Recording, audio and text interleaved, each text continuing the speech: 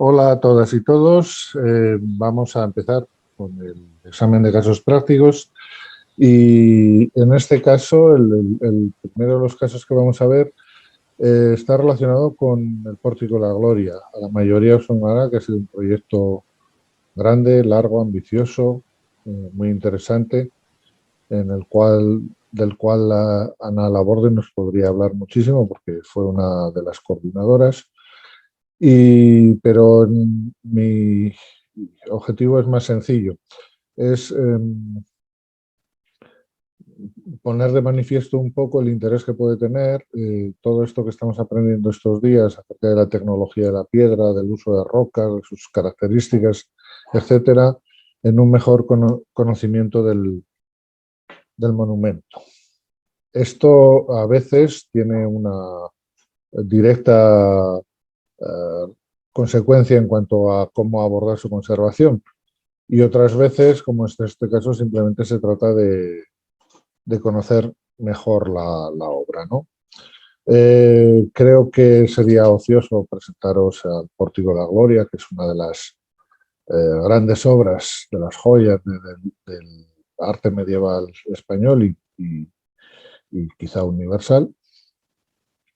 Y el deciros que mi contribución en los estudios previos fue la realización de un estudio, de un informe acerca de las técnicas de tallado de la piedra, acerca de también las técnicas de construcción.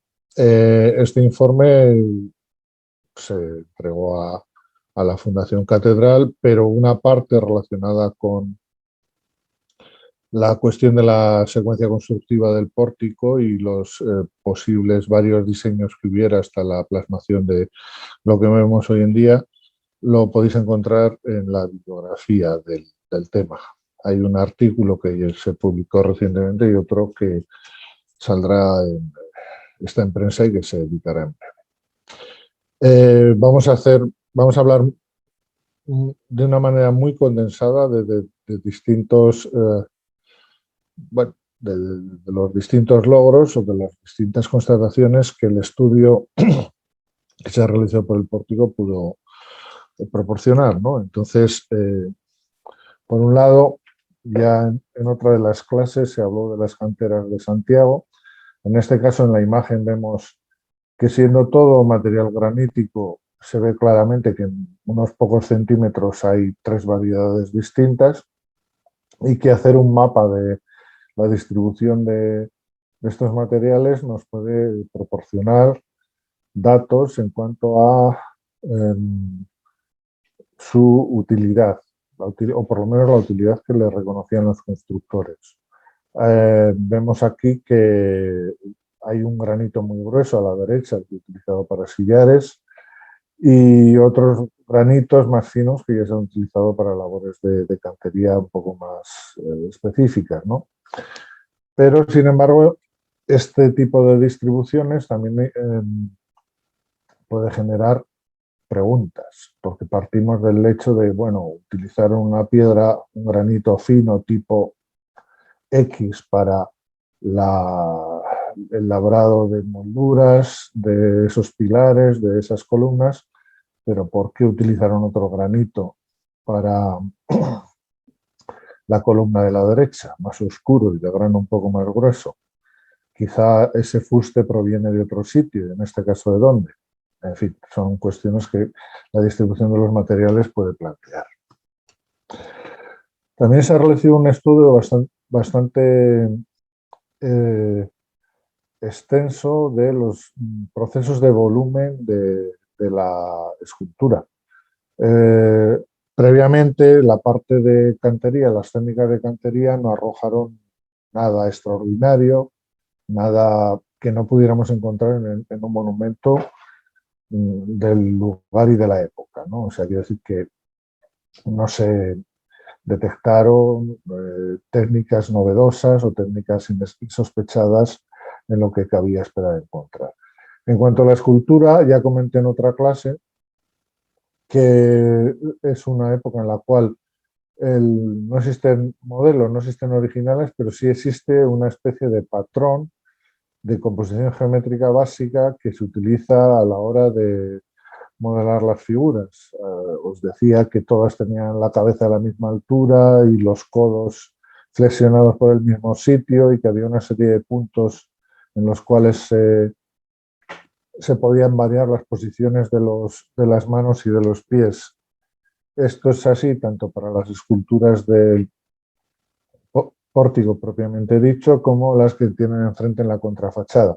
Si bien los esquemas y las secciones de partida de la contrafachada son diferentes y muestran una cierta complejidad y en concreto una disposición ad triángulo, no estamos hablando de sistemas de proporción y de simetría medievales, que ya serían un rasgo de un goticismo indudable, porque la composición ad triángulo es muy poco usada en el románico, ¿no?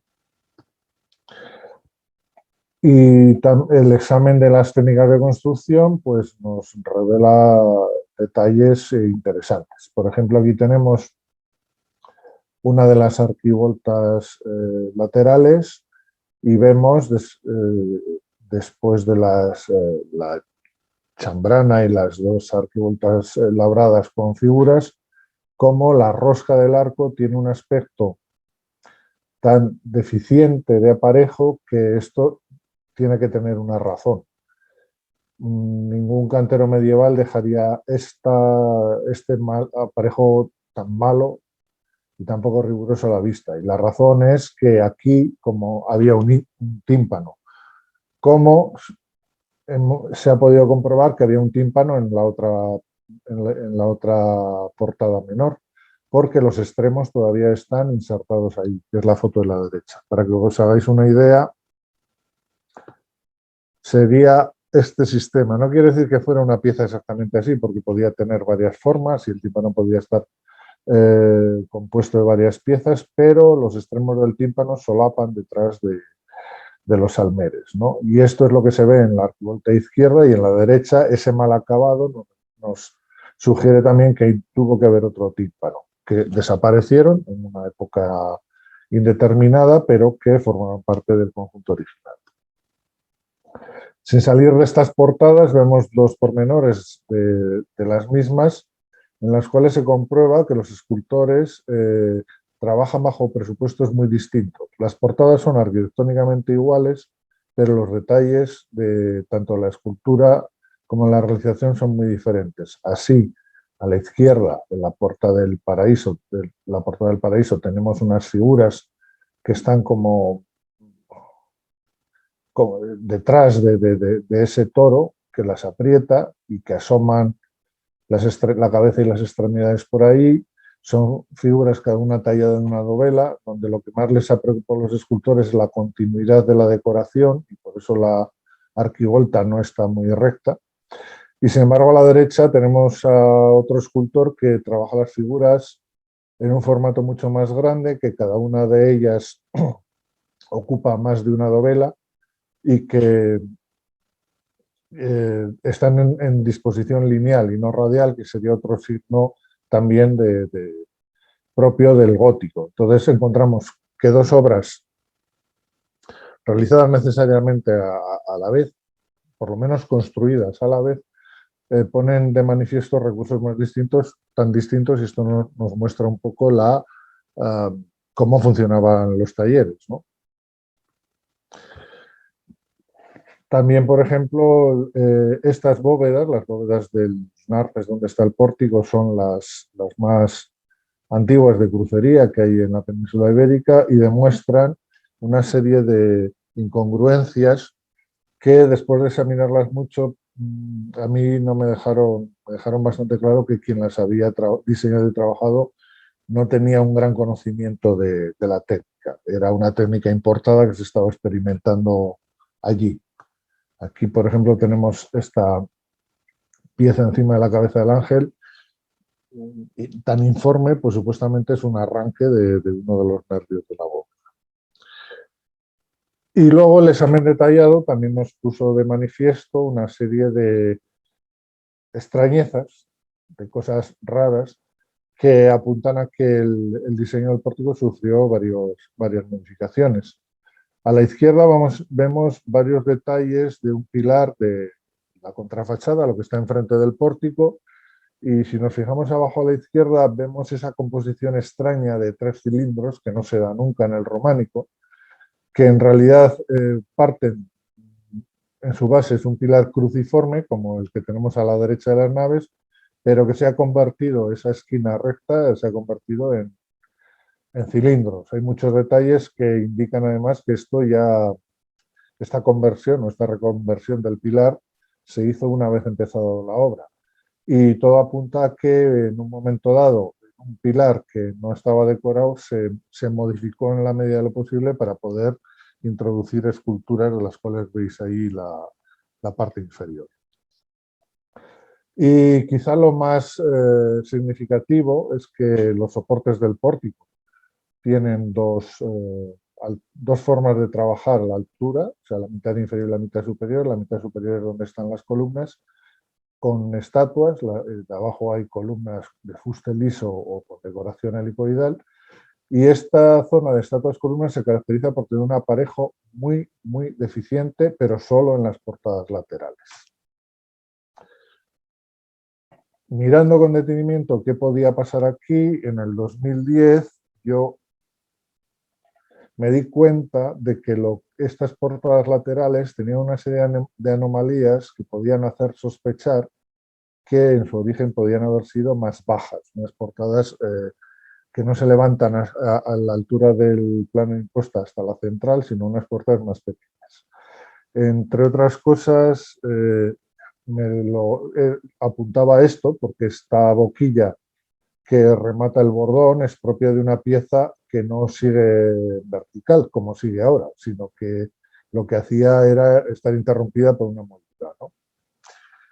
Y más tarde, cuando ya en la obra de restauración, en el 2016, en la otra puerta sí que apareció un resto a cada lado de la puerta, que esto ya no tiene dudas, porque aquí lo que estamos viendo es una pieza retallada que tenía decoración, tenía un arco lobulado y decoración vegetal. Debajo se ve que hubo una imposta que también fue retallada, y esto ya sí que lo reconocemos con facilidad, porque lo que estamos viendo aquí es un arranque de un arco bastante más bajo del actual, que no se desmontó, se dejó en situ y se modificó. Ahí tendríamos el aspecto de lo que podría ser ese primitivo arco, con la diferencia de que este tiene dos arquivoltas, y mientras que esta portada, que es de la Colegiata de Toro, tiene 4. La Colegiata de Toro se ha vinculado siempre con el taller del Pórtico de la Gloria, tanto por las figuras de los ancianos de la arquivolta exterior como por los detalles decorativos.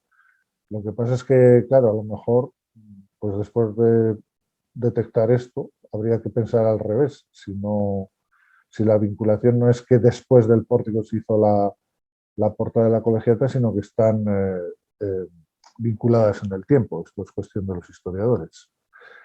Y este sería un poco un esquema de esa hipótesis, la de ese primer pórtico, tal y como se puede definir a través de las disconformidades e incongruencias que se observan en el examen. Y nada más, simplemente pues apuntar a que es el momento antes de la intervención y durante la intervención es el momento idóneo para estudiar, que hay que estudiar, que no hay que estudiar tanto pensando en una exitosa publicación, sino simplemente en la recopilación de datos que queden convenientemente archivados para que con posterioridad puedan ser aprovechados por los especialistas. Y con esto acabo de momento mi parte.